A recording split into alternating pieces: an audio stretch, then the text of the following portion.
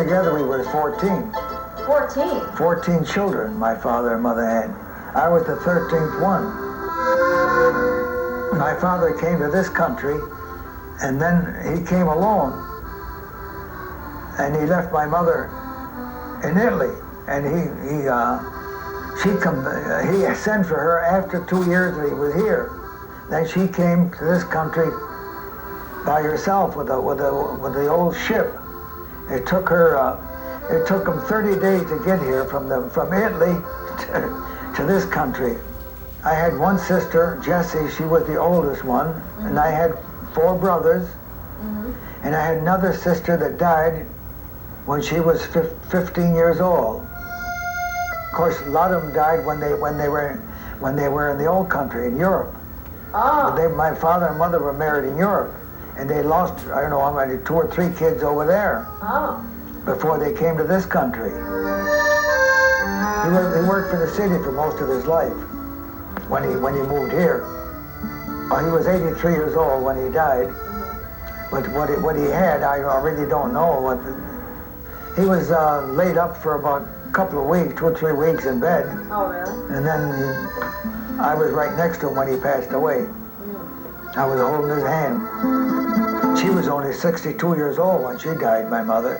They claimed she had a ruptured appendix. Oh, really? She suffered in bed for over a week. Moaning in the bed, and the doctor finally decided to take her to the hospital, and then she died in the hospital.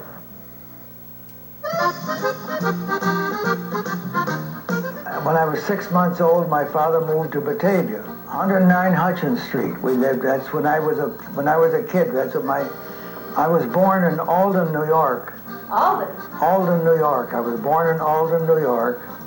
Oh, I didn't know that. Yeah, that's where I was born, in Alden, New York. My father had a little farm there. I lived there until I was about 14 years old, and my father, we moved from there, and we moved up the street more on Hutchins Street. Long story how my father bought that house. He sold his house, he got a big price for it, where we lived, and he bought this other house for half of the price that he sold the house for. So we moved over there at 21 Hutchins. Wow. And I lived there on 21 Hutchins until I got married. I went to school in St. Anthony's School until I was 15 years old, and I didn't go to school anymore. That's and then, of course, the school wanted to know where I was. Yeah, right. They used to send the truant officer looking for me. The truant officer was Mr. Cochran, and he would come to talk to my father. My father says, I don't know where he went. He disappeared. He ain't home. He ain't home, so he's not home. I don't know where he is. So that's the way they left it. I worked as a plumber's helper for Mr. Frank Waters.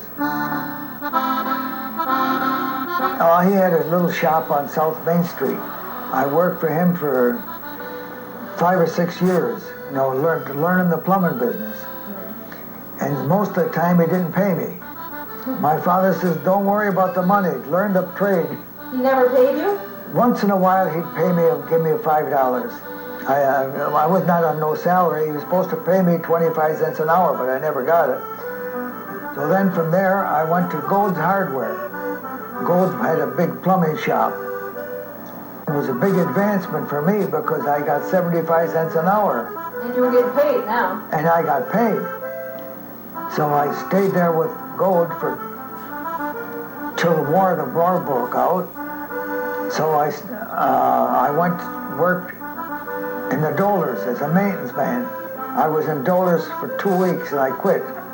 Why is that? Because I didn't like the job.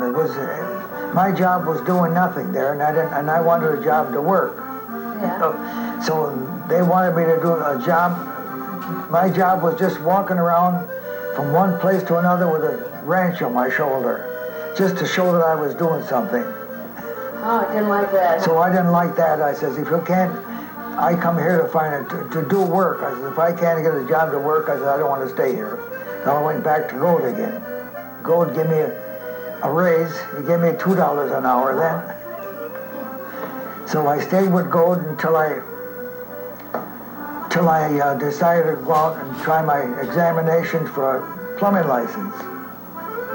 The plumbing board gave the test. So I was lucky enough, I got 95 on my report. I passed the test very good. When the moon hits your eye like a big pizza pie, that's amore. My sister used to live right next door to where they were in Rochester. My sister Jessie. She lived in Rochester, just a stone throw from the brother Mike. Oh. So I used to go there, my nephew Charlie, and me used to go play with her brother Mike. But I used to see her all the time. How old were you when you used to see her? I'm probably 15, 16 years old, 17 years old. I started talking to my sister-in-law, her sister, Adeline. Yeah. And so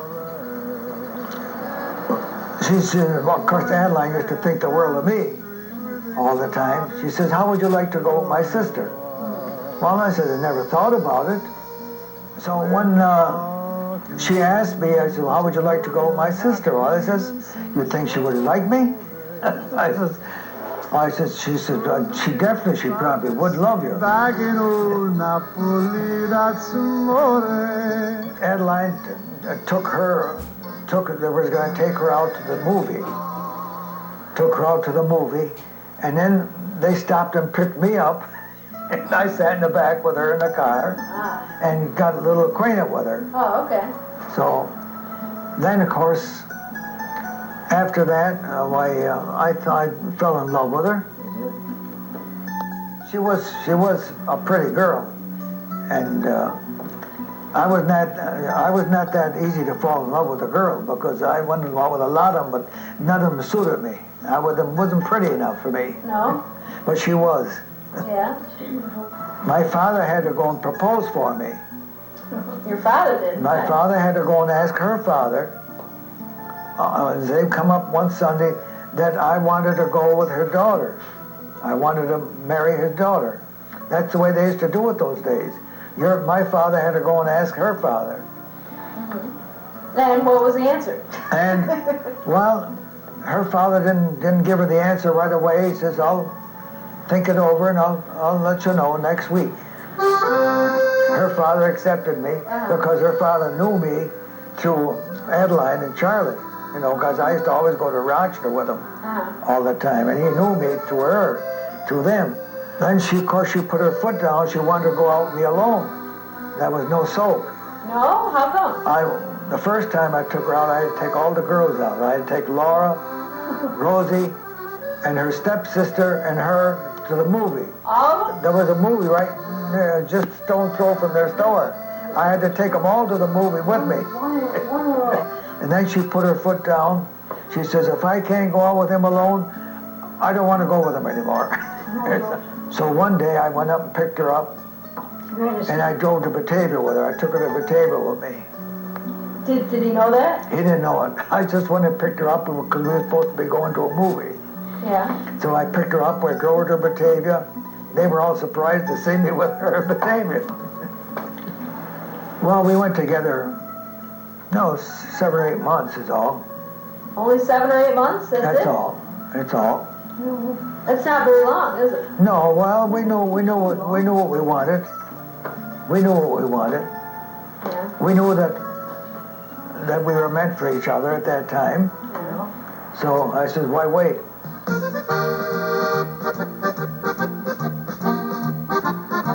In 1942, I opened up my own plumbing business.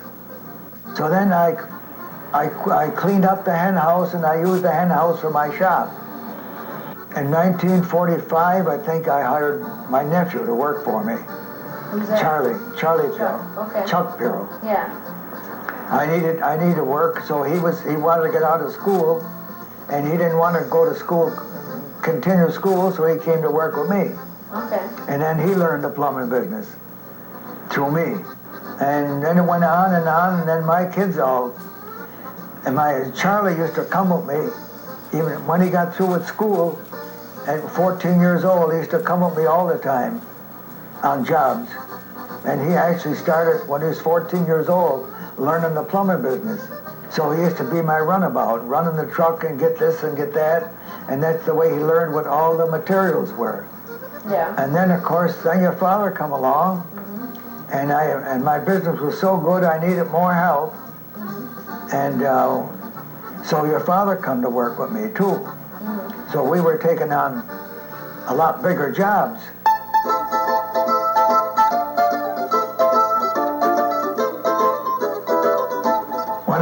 When I was a boy working in the muck for 10 cents an hour, I worked for 9 hours a day. I used to make 90 cents a day. Well, I used to work for the Wilkes brothers. Wilkes brothers were big muckers at that time. So we used to work weeding onions. In those days, they weeded onions by hand. You got on your hands and knees all day long and pulled the weeds away from the onions. And we used to take us up there 7 in the morning and come back home at 6 at night. So we used to work 9 hours a day with the sun beating on you, on your hands and knees for 10 cents an hour. And I'd done that all summer long. So which one did you like better, working on the muck or being a plumber? Which one? Well, it's a very easy to pick out. Which one? Well, I certainly didn't like to weed onions. No.